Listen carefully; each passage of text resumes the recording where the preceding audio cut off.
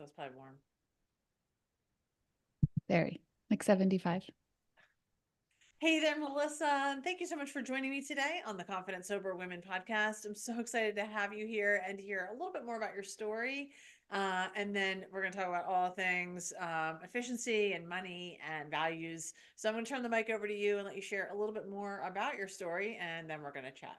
Well, thank you. It's so nice to be here. I appreciate you having me. I'm Melissa Leone. I'm in Phoenix, Arizona. I am sober 4 years now. I just celebrated 4 years last week of December. Kind of happened as an accident, which we can talk all about that later. But I am also a fractional CFO, so I help small business owners, with their bookkeeping, with their budgeting and forecasting, but most importantly, financial literacy. My mission is to make sure that small business owners know how to read their financial statements and can actually make smart business decisions. And then as a passion project, about 2 years ago, I started writing a book. I thought I was going to write a book teaching women about money so that they could talk to their children about money. I'm a mother of three. But what came out was a whole lot more. And the book ended up being called Efficiency Bitch: How Ambitious Women Can Have It All Without Doing It All. And I kind of use pillars of I use BITCH as an acronym, and we talk about bank, which is money, time, inbox, like task management, and then community, connection, harmony, all the things kind of coming together. So it's been a really fun 4 years. Sounds like it. And I feel like I need some of those services for my own. I'm married to an accountant, which is phenomenal. And he's my business manager, I always say. But I'm definitely not anything. I'm a therapist. Mm-hmm. I trade and a coach. And so finances are not my thing. So, I hear that a lot. yeah. And that's okay. That's It's okay totally because okay. other people Yeah, are good at that. And that's one thing I've learned as I've aged is that I don't know all things, but someone else does. And so it's easy for definitely. me to access those resources when they're needed and know my limitations. I'm good at other Mm-hmm. things. Yep, So, for sure. so tell us a little bit about your, kind of career in addiction and how you got sober and like what it was like Yeah. after that. I mean, I guess I've fought the addiction path most of my life. Even as a young person, like in high school and college, definitely was drinking a lot more than my friends were. Dabbled in different recreational things here or there. And I always seemed to just like it a little bit more than everybody else did. I didn't recognize that I had any type of problem. I mean, I just thought this was the way that it was. It didn't occur to me that other people didn't blackout drink or throw up all the time. I just thought that that's the way it was. And then in 2019, I was really depressed, and I couldn't tell you why. Even now, when I look back at it, like I was just not in my space. I was not doing well emotionally. I was not doing well physically. I did have a very stressful job, albeit I loved that job. I was in the luxury hospitality industry for 20 years for Four Seasons hotels, and it was a phenomenal experience. I have nothing but positive things to say about that. But it was high stress. I was traveling a lot. I was drinking a lot because I was in multiple time zones all the time. And alcohol was really the only thing that ever made me feel awake enough to function. And so near the end of 2019, I was just like, something's got to change. I have to do something here. I had I still have three little kids. They're 8, 10, and 12, but at the time they were 4, 6, and 8.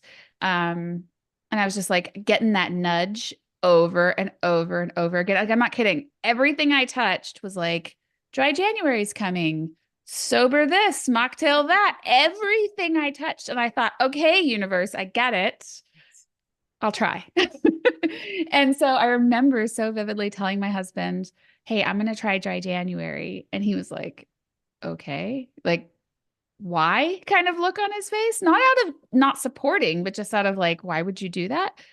Um, and so I just said, I'm going to do it. And I did. And so somehow I got really lucky, and dry January it was hard for sure, but it was not too hard for me. And I just never went back.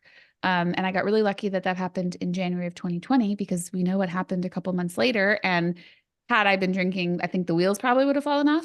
But I was able to keep all of that intact. I did have one blip, actually January 22nd, 2020, that I did drink in that area. And I just like, I have 2 soberversaries, one when I intended to, and then one mistake. And then the next day counts. So, 4 years, 2 days from now, as a matter of fact. So those things, have been a really good learning experience. And my gosh, if I don't even know the person that existed 4 years ago. She's a long time gone. And the stuff that I've created since then just absolutely blows my mind. It's amazing what you can do sober. Oh, you know it. It is amazing what you can do sober. Thanks so much for sharing your stories and so honestly. And obviously, we're in that time now where everything is exploding about dry January, and the non-alcoholic space, drink space is exploding all over the place. We have so many products. I went to an event last 2 weeks ago with Meg Geiswhite, and at a place where they were doing I guess tastings. Mm, It was really fun. I had never experienced that. So that's cool. So then, what I've found, and maybe you've shared this experience as well, and for most of the women that I work with, after we get and stay sober for a little while, usually around like a year or so, our lives are so dramatically different. And there's usually this period of time where around that time, I find it to be around that 1 year mark, for whatever reason, when we really start to kind of wake up to hmm life, right? There's like the fog is cleared, your brain, you're as sober as you're ever going to get really 30 days in, I guess. But your brain is cleared, your emotions are starting to regulate a little bit, you're learning a little bit more about yourself, about your world. And most of the time I find it for myself and many women, waking up to possibilities, hmm to what is available to us, things that we never really, and maybe this isn't the same for you because you were working and a pretty amazing job and things, but for many of us, it's like things that we didn't think of we could do, that were possible, that Yeah. we wanted. These desires start bubbling up in our heart and coming to the surface. And I'm wondering if that is the case for you, and if you so, can you share your? 100%. That's exactly what happened. Yeah. Almost exactly around the year mark, as a matter of fact. For that first year, I was so focused. I mean, I literally wrote down every single day, I am free of numbing. Every single day, I wrote that down. And I didn't specifically say alcohol because what I didn't want to happen was that I turned to shopping, or that I turned to food, or that I turned to edible gummies. Like, I wanted to stay free of all numbing and just feel the feels, And it was a really crappy year to feel the feels. It was 2020. You got it. But I wanted to feel it. It's like when I look back at 2019, I was so numb. I was so depressed, and I was so intoxicated most of the time that I was so numb. I had stopped feeling things. And so 2020 gave me that opportunity, that sobriety year. And literally right around like the November, December mark of 2020, it was like, I want to write a book. And I did. I mean, it published in November of 2022. I Right. mean, it was like, I got to do this, right? It took a long time to write the book. These Yeah. things do not happen quickly. And my podcast came before my book because I needed to get it out, but I couldn't do it fast enough. Taking a book takes a long time. So I started this podcast because I wanted to write a book, and I did all these things, and then starting the business and growing the business and all of it. It just, I had all this confidence. And even if it was fake confidence, which I think some of it was at the time, it was, I'm going to try it. Like, I have the ability to make this happen now, and go explore it. I created a vision board around that time. Every single thing on that vision board I've done. I just created another one, with 2 of my daughters, and I'm gonna get it again, And it's funny how that stuff can really just kind of take cycles in you. Um, but yeah, I mean, that first year of sobriety really was like, I got this. I'm gonna go and watch me. I love that. It was really I love fun. that so much. And what you're sharing too is like you developed a belief in yourself that maybe you didn't hmm have before. I mean, it sounds like you were probably pretty confident before. But it's different, it's different. And like, and also, what I find too is we want different things. And maybe that's what happened for you. We discover different parts of ourselves, or priorities change, or we really tap into more of our values and what we want that to be. And that's where like the vision boards come in play, and we start to piece together that future self. Yeah. We build out what we want, who we want her to be, who we want her to be hanging out with, what is she wearing, what is she driving, where does she work. Like, we build out that future self, and then we can back into it all the way hmm up to today, and start thinking, well, what are the decisions that I need to make today that are going to get me to that future self? You know, what do I Yep. need to be doing 6 months from now in order to achieve that future self? Um, Yeah, absolutely. I, I was very successful on paper, with my day job. And as I said, I loved it and I was quite good at it. And I left it in 2020 to do my own thing and to start my own company. But what I really found in that time was how much I loved helping other people. And that's where like the CFO services came in. I wanted to be able to teach other people about their financial statements. I knew it. I mean, I was good at it. I was doing it already. I wanted to teach other people. I had on my vision board that I was going to be a college professor. I now guest lecture on a regular basis at Arizona State and at Grand Canyon. Like, I wanted to make sure I was giving back. In fact, the new thing on my vision board is that I want to create an internship program for young people to come work for my very small CFO firm. Internships typically come, my microphone tried to jump away from me. Sorry about that. My internships typically come from large corporations. And I have this vision now that I want to create an internship program with my tiny little firm so that I can help college age students fall in love with business and learn the language of business so that they can learn it ahead of it. And that's really where I started to get a lot of more confidence, was not only in my own skills, but my ability to teach these skills, which is also the same way I feel about sobriety. I take the opportunity any chance I get to tell people my story about sobriety because I can remember feeling like, oh, that seems like a big leap for me. Maybe not. And so now that I can tell other people that story, it definitely helps drive home some of those values that I have for myself and that I hope to pass on to my kids and to others. I love that so much. And I do think it opens up sobriety in general, I think opens us up to, um, it makes our world bigger, for lack of a better term, and so what you shared about, giving back and being of service, truly. Hmm. I don't know about you, but for me, that's definitely not something that was ever on my mind. It's a very self-centered kind of time, right? Hmm. And so I wasn't sitting around thinking like, oh, I love to help people. That was definitely not on my mind. And now it is the forefront of my mind on a very regular basis. So I do think Yeah. there's a shift that begins to happen when we remove some of these kind of uh barriers in our life, right? Like Yeah. alcohol. And then I don't know about you, but it's a big part of keeping me sober is telling other people my story. It like continuously holds me accountable to stay that way because I've encouraged others to be there. Um, I just finished reading Matthew Perry's memoir, which of course is like an incredibly sad story of addiction and eventually his death. But one of the things he talks about in there so passionately is how proud he was of himself of helping other people get sober. And it's a huge part of keeping me sober, right? Is helping other people recognize that they can do it, and all of those things. So it's also the way I feel about teaching people about money. I want other people, particularly women, because generationally speaking, we don't have a lot of knowledge around money, um, to learn that to talk about it and to feel comfortable in the space and asking questions. And it's not, depending upon how old you are, and even if you're very young, your parents may be like, you don't talk about money. We don't talk about money. It's a taboo thing. But how else are you going to learn? They don't teach you these things in school because it's so taboo. So if you're not learning at home, where the hell are you going to learn it? Um, and so giving people the tools and having a safe space to ask questions about money and not feel stupid, is something that's been really important to me. So the entire first chapter of Efficiency Bitch is the B for bank chapter. And that is all about money and just basic level stuff that everybody needs to know. It's definitely US based. So if you're listening to this and you're not in the United States, that chapter is very specific to how US taxes and US savings accounts work and stuff like that. But you'll get the premise if you're in another country. But those things are really hard for people to find someone to ask questions for, both from a personal and from a business perspective. Definitely one of the things that I enjoy doing the most.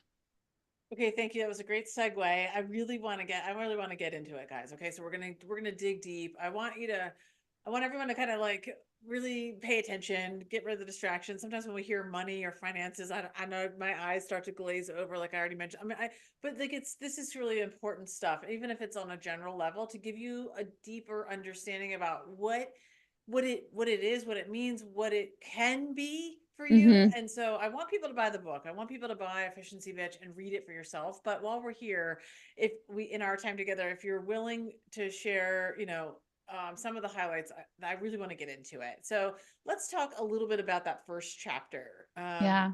And again, I know you're not going to share all your secrets because I want people to buy the book, but what what do you are some of the very basic things, like if you were to teach a class right now, Hmm. or where would you start when it comes to like finances and specifically to women? I know it applies to everybody, but my audience is women. And so when it Yeah. comes to women, where do you start?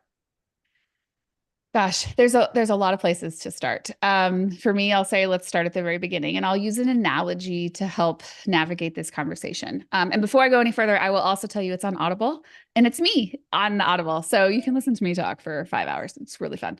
Um, we're going to use the analogy of a road trip. It's a pretty basic idea of how to do this, right? How to manage money. So if you're going to, I live in Phoenix, Arizona, and if I'm going to drive to New York, I need to know how to get there, right? I need to have a map. I GPS location. I need to have a general idea of how I'm going to get myself across the country. I could just wing it and I will get there, but it will probably take me a hell of a lot longer than if I put some coordinates in and I have a plan for how I'm going to get there. So some of these things that I'm going to talk about are part of that plan. But also just to take it down a notch, when you first learn to drive a car, it's really uncomfortable. You hit the gas too fast. You hit the brakes too hard. You don't know how the turn signals versus the windshield wipers, like you're all over the place. But very soon it's autopilot and you are able to eat a sandwich, talk on the phone, and put mascara on while driving 80 miles an hour down the freeway. Please, dear God, I hope you're not doing that, but you get the gist of what I'm saying. You could. You could, you shouldn't, but you could. And the same thing's going to happen here. It's going to be clunky and awkward at first. You're going to hit the gas too hard. You're going to hit the brakes. You're going to slam on the brakes. Totally cool, totally normal. You also need to learn how to look in reverse and back up. You need to be willing to look behind you and see how did you spend money in the past. The way you've spent it in the past is the most likely indicator of how you're going to spend it in the future if you don't change something. So some things that I recommend for people, go download your bank statements from the last 3 months and look at it. And where did you spend your money? There's so many cool ways that you can do this. If you're computer savvy, you could download it into CSV and sort it by category. The banks are pretty sophisticated these days. So like McDonald's will tag themselves as a restaurant and it automatically flags in your bank statement as a restaurant because of the way that the credit card swipe works. Or a grocery store or a fuel station will flag themselves as such. So you can do some really fast analysis of your spending habits by those types of things. Now, if you don't love computers or Excel the way I do, there's so many other tools you can do. Some of your banks, especially the big ones, will have categories that you can look on your dashboard and it'll say you spent 60% of your money at a grocery store last month or whatever, and it'll give you those ideas. You can use tools. My favorite one right now is called Rocket Money. It's like $7 a month. I use it every single day. I go in and I categorize my transactions. It's kind of like a mini profit and loss statement for an individual. But it lets me to set a budget. And then I know if something's gone over, like I have a budget in there for my car insurance. My car insurance company just raised their rates. So it flagged me and said, you're $20 over your budget this month. And then I was like, huh, is something miscategorized or did they raise my rates? No, they raised my rates, but otherwise I probably wouldn't have noticed, right? So it gives you that border, that boundary line. It's not like a budget that I'm living in, but it just flags me if something changes. I want to pause for 1 second because Mhm. this is so important, and then I want to keep you to keep going. But what I want everyone to really hear her saying is that knowledge is power. And so Mhm. this is like anything else in our life. So say you want to try to lose weight or you want to get healthy or whatever. We don't know. We tend to, as human beings, grossly over or underestimate things. It could be food, it could be money. So if we're trying to change our health, for example, and you're like, well, I would like to lose weight. Okay, fine. So then you need to know how many calories you need to eat in a day and burn, all the things, the ratio, in order for you to lose weight. This is Mhm. simple math, right? You need to know Mhm. what's coming in and what's going out in order to know what's necessary for you to lose weight. And so unless you're tracking those things, you're going to grossly over or underestimate what you're consuming. We all do it. We're like, well, Mhm. I don't really consume that much sugar. Okay, fine. Well, let's track it. And then you discover that you're like, ooh, actually, I have this creamer in my coffee. I drink this, I have this at night. And suddenly you're like, oh, shoot. I didn't know. And it's the same with money. You're like, well, I don't really spend that much money on food. I don't understand how come I don't have any money at the end of the month. So I just want to highlight the importance of this inventory. So there's inventory, just like when we're in Mhm. sobriety, if you do 12 step or whatever, and you're taking an inventory of your thoughts or your feelings, it's the same thing with your money. If you don't Yep. do it, you're not going to know. If you don't know where every single penny is going or has gone, you don't know. It's true. And I'll tell you, just like a diet, it's the little stuff that piles up, right? Like the creamer Yes. in your coffee, you forget to add those 150 calories and you do that 3 times a day. That's a meal. And Yes. it's just like that with money. It's the little stuff that sneaks in. Now, I am not a believer in, you'll see like, want to save money, don't go to Starbucks every day. Look, we all deserve treats in life. You just don't get to have all the treats all the time. So you have to really learn to ration that. Um, there are certain things that I will let myself have once in a while if I'm trying to lose weight. And fortunately, losing weight and saving money can often go hand in hand because when you start losing weight, you start spending money smarter on food. And so sometimes those things can go together. I'll tell you, they are two major triggers for people, food and money. So brace yourself if you do try to do those two things simultaneously. It can be done, but they can be um, and food and money are really emotional things for a lot of people, and most people, I would say, triggering events, emotional events, and understanding that this is going to be a little rough to start is like I said with the gas and the brake and some of those things are going to feel a little clunky, but I promise, just like when you were learning to drive a car, you will get the hang of it and you'll be able to do it very soon. And it's cool too because I learned to drive a stick shift when I was 16 years old. I haven't had a stick shift vehicle since I was 18 and I'm in my 40s. Last week I drove my father-in-law's stick shift and it came right back. So you can hold on to that information for a long time. And it's the same thing with money. It's that you just need to learn that muscle memory.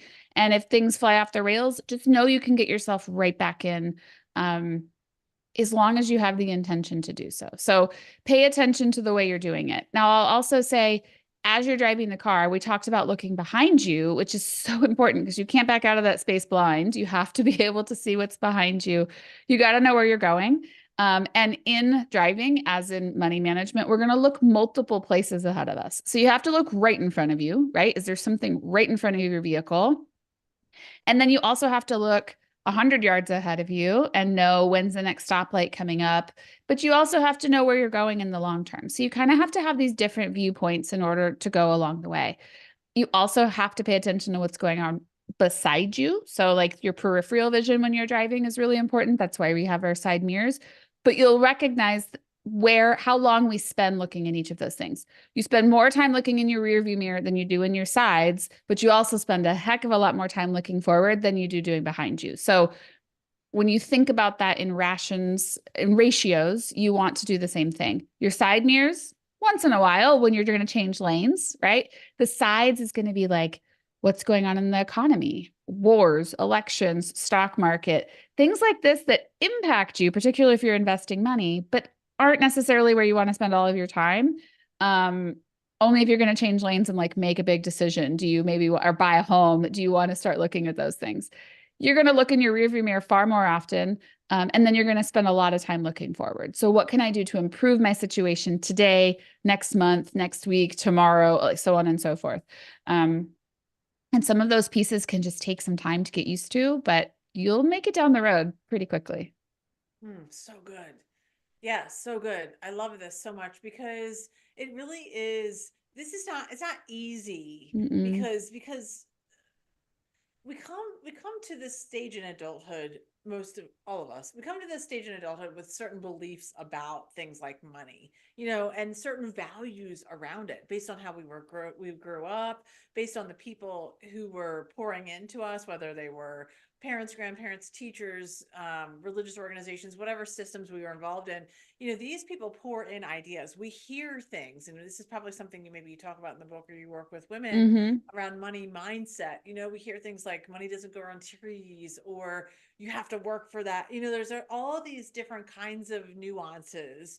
And then some families are perfectly comfortable, being in debt. For Mm-hmm. example, they're perfectly fine spending money and then just keep spending it. And they don't really, they're just sort of living like, well, I don't really know what's happening, or I never have enough. I'll never have enough. I won't have enough, this kind of scarcity mindset. Right. And then other families are very focused on saving and the Mm-hmm. future, and then there is other values like education. Like in our family, we pay for private school. We've been paying for it for many, many years. Now I have 2 kids in college. So education is a huge value in our family. It's very important to us. We sacrificially made decisions based on that particular value. Now, not everybody wants to do that, and that's fine. Mm-hmm. But we taught our kids that, like, this, by our actions and also with our words, like, this is a value of ours. Mm-hmm. Not out of, and then sometimes people might have that, but then they were raised on like guilt about it, right? Like, well, I paid for this, and this is a struggle when I have 3 kids as well, but they're a lot older than yours. And so we're in this, like, we pay for your school. Like, we're in this dynamic of you guys are young adults, but we still have like expectations, right? But I'm not trying to always be like, we're paying for it, we're paying for it. Like, but it's Yeah. hard not to also when your kid makes a decision that's like Yeah. against that, and you're like, well, Yeah. like, we're There's paying so for it. many complicated parts to money, right? I talk to my kids a lot about money and they have to spend their own money on things. So Mhm. about a year and a half ago, I was trying to do cash with them for a while, when the tooth fairy would come or whatever. And they just couldn't keep track of it. They were just too little. It was just too much.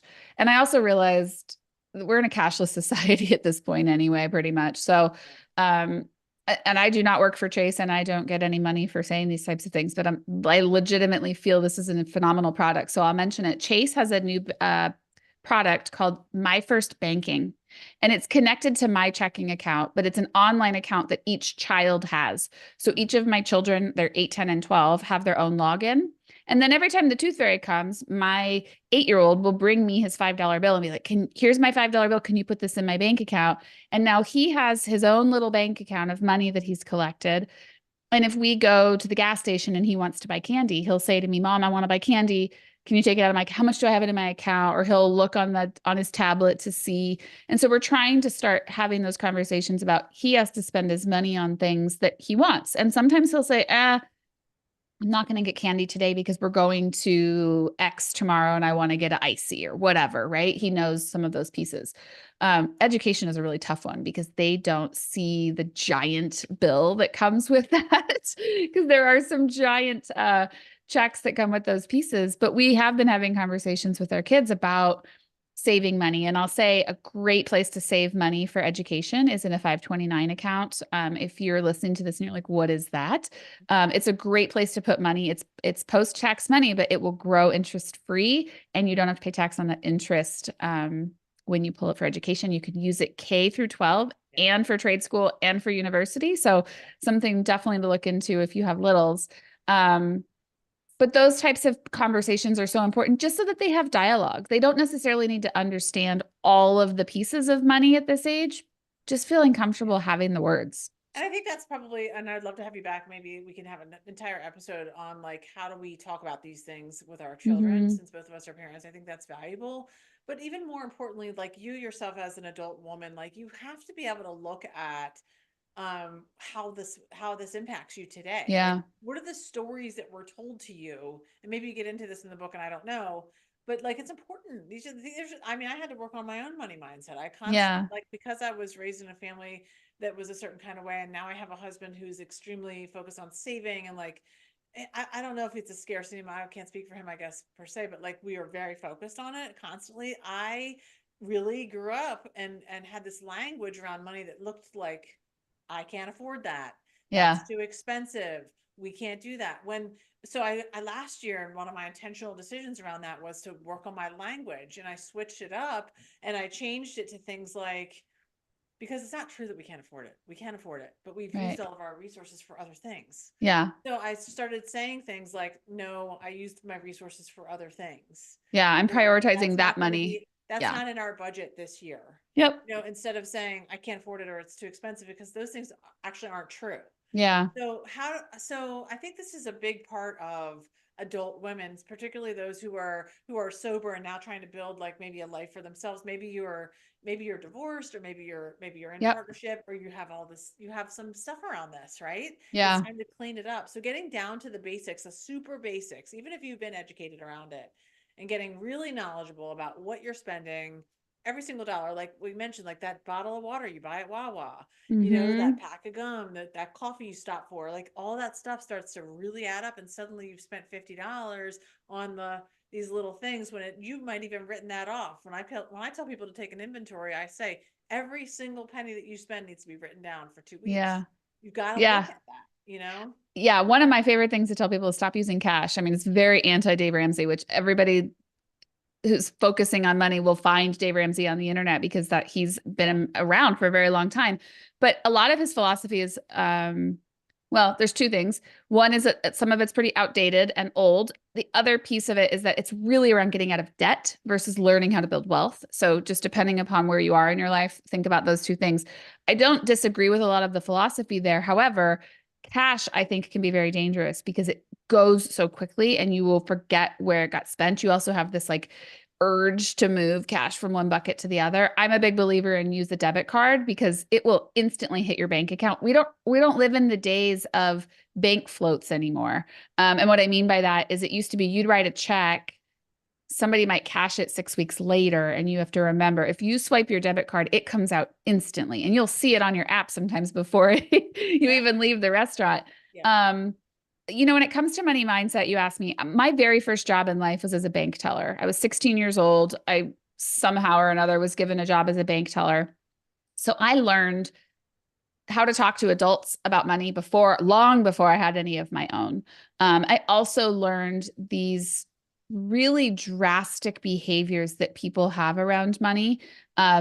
I mean, I was in the 90s and I was working as a bank teller, and people would come into the branch the moment they got off work to cash their entire paycheck. They didn't put it in the bank, all cash to the penny, take it out and go run with it. And then I had other people who would put all of it in their account. And this was during the time where we were like encouraging people to sign up for direct deposit, right? I mean, now employers won't even give you a paper check, but Right.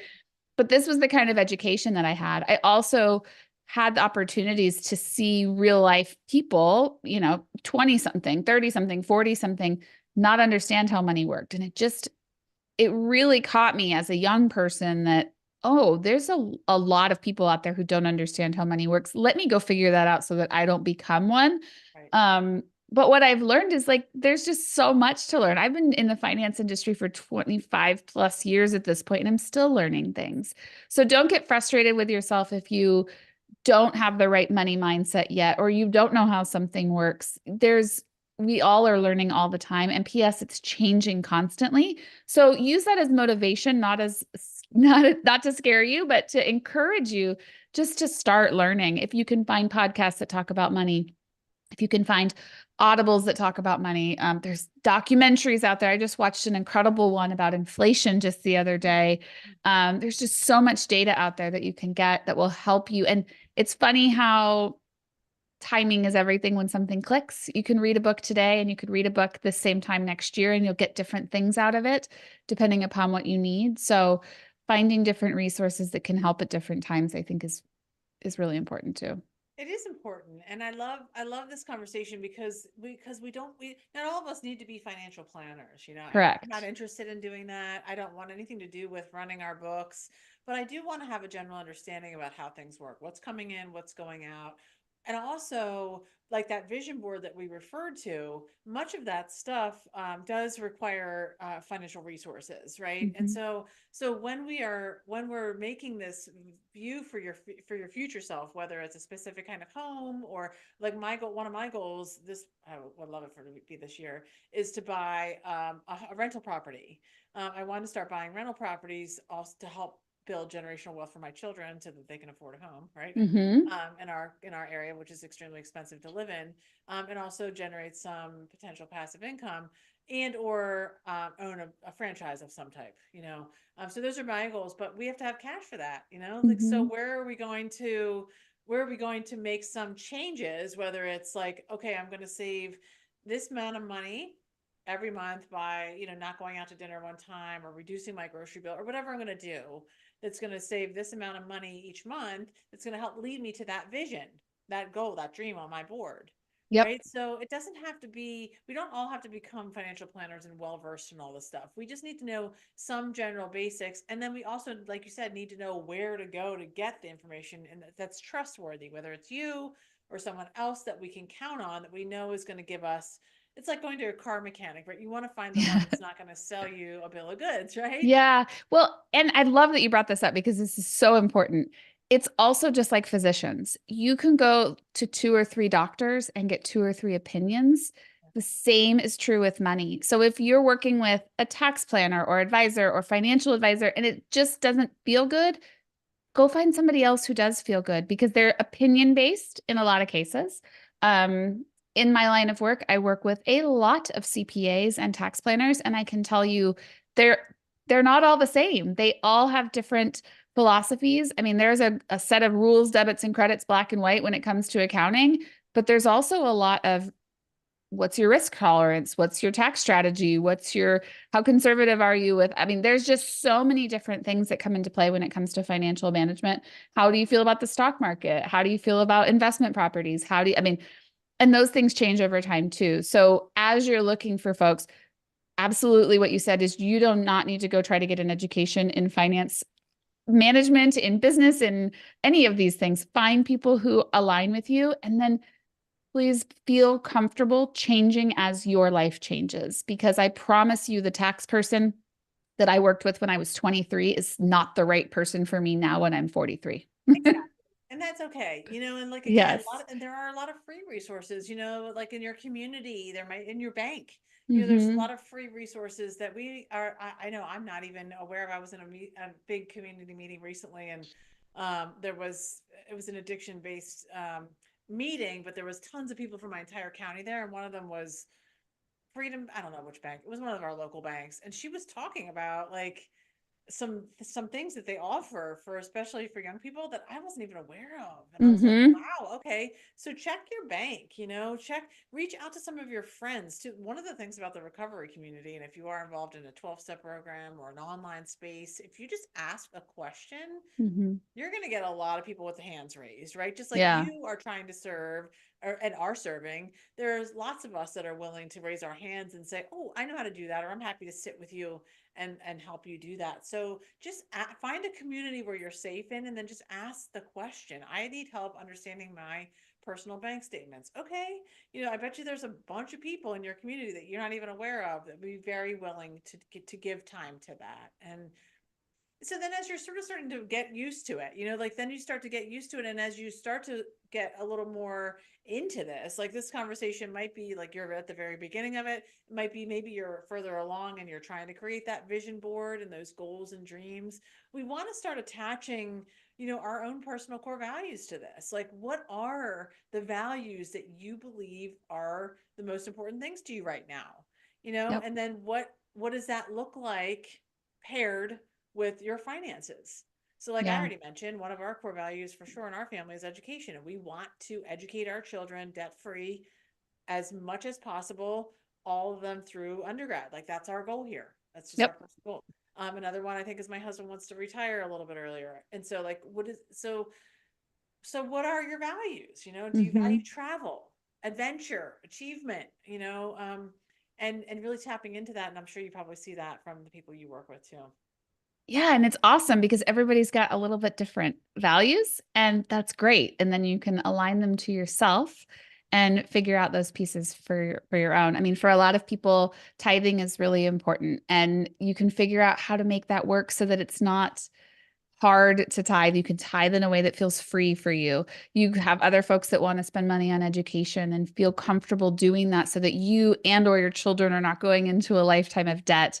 There's just a lot of different places that you can really focus in on and decide. For me, it's early retirement. I don't want to work much longer. I want to be able to enjoy my children, particularly as they're in their 20s. Like the childhood years are cool, but I want to like hang out with them when they're in their 20s and get to be friends with them. So I really want to be able, and I had kids late in life. So I want to be able to do some of those things with them then. And just really deciding. And again, I want to reiterate, it's okay if your values change over time. I think that's the thing we have to be consistently remember, is that just because it was our truth yesterday doesn't mean it has to be our truth today. It's okay to change your mind. It's okay to learn new things.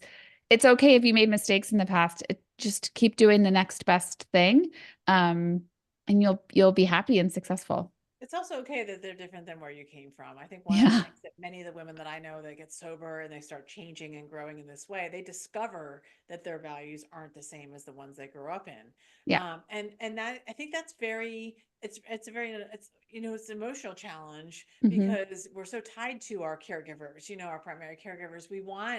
We were like, well, gosh, my parents were Christian and they did this, and my dad was a doctor, and his dad was a doctor, and his dad was a doctor, and so I wanted to go to medical school, but actually, I really don't want to be a doctor, and Yeah. so it can feel it can feel almost threatening or bring up guilt or shame kind of feelings when we look at changing those, and that's where working with like a coach or a therapist or somebody that would really help you to kind of roadmap those things out. And like in my program, we do a very specific values-based process where we discover our personal core values based on sort of lists of words, and we pick them out all the way until we get to till 5 words, right, that describe your personal core values. And actually, it's surprising to me how many people say that exercise is very difficult, because I think, and then also we age and stage. I'm 48 years old. I have 3 kids too that are the ages that you're talking about. It's very fun. I want Hmm. to travel with them. I want to go to visit them at college. I want to hang out with them and their eventual partners and things like all the time. And so, Yeah. so I'm aligning my choices today so that my financial resources are in alignment with those values. Hmm. And I sometimes just posted something on social media yesterday that popped up in my feed, and I was like, oh, this so resonates with me. You're living the life you are today because of choices you made a year ago.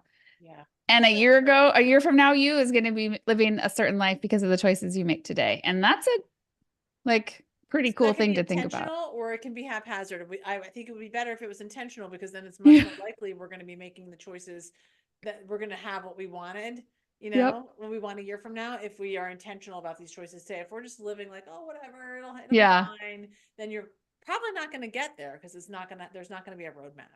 Yeah. And one of the messages, the key messages I'd say of my book, and I say it often in the book, is that the day I fell in love with my future self, everything changed. Like I started setting her up for success.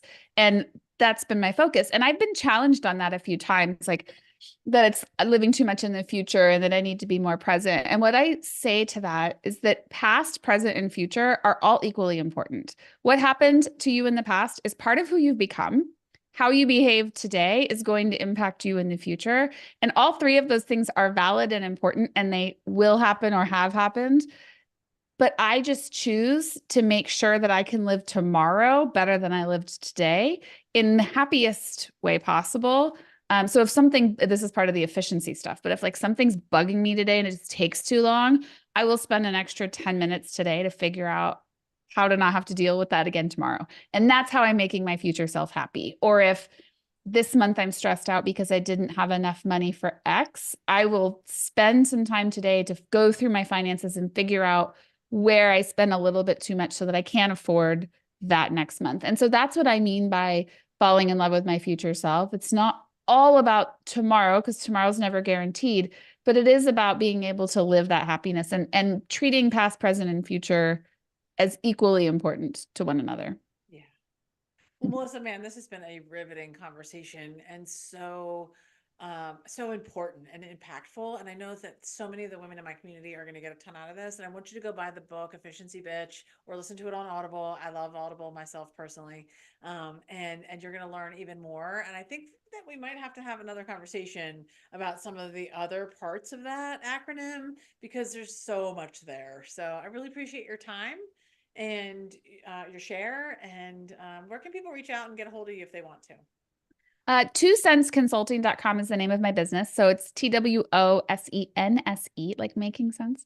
And that's the fractional CFO stuff. If you just want to hang out, and Efficiency Bitch is my passion project. So you can find me at efficiencybitch.com, and I'm on social media, all the places. Sure. And I'll link all that below in the show notes.